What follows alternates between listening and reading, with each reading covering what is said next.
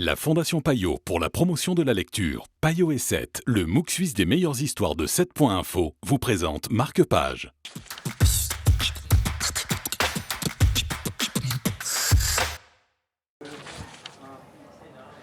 Bonjour à tous, très content de vous retrouver dans Marque-Page aujourd'hui en compagnie de Pablo. Bonjour. Bonjour. On va parler de Sophie Guérive avec une BD Tulipe et les sorciers. On retrouve l'ours Tulipe dans le dernier volet de cette trilogie.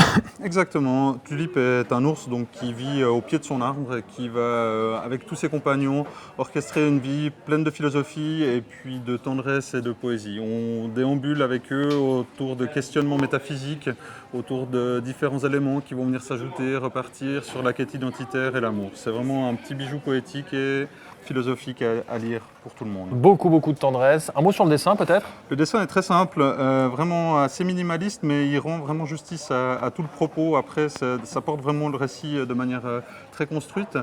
Pour la petite histoire, Sophie Guérive, son prof lui disait qu'elle n'arriverait jamais à rien dans la vie. Elle en est à une quinzaine de livres publiés.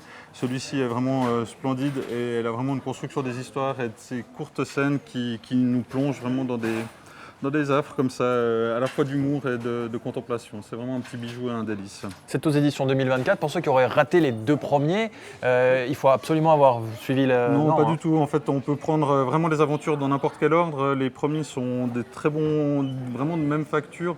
On redécouvre tout cet univers qui se complexifie au fur et à mesure, mais qui reste toujours avec énormément de plaisir et de toucher sur la perception en fait, qu'on en a. Il y a des moments très drôles, des moments très tendres. On arrive vraiment à avoir un peu toutes ces choses réunies dans une seule bande dessinée. C'est très fort. Et puis Tulipe et les sorciers. Le côté sorcier, c'est chez l'ours Non, pas du tout. Non, ils apparaissent assez peu. C'est plus la sorcellerie de la vie et de l'existence en fait qui va petit à petit guider nos protagonistes dans leur pérégrination. Merci Pablo, une chouette BD pleine de douceur, de tendresse et d'humour aussi. Tulipe et les sorciers de Sophie Guérive. C'est notre conseil du jour dans Marque-Page. À très bientôt.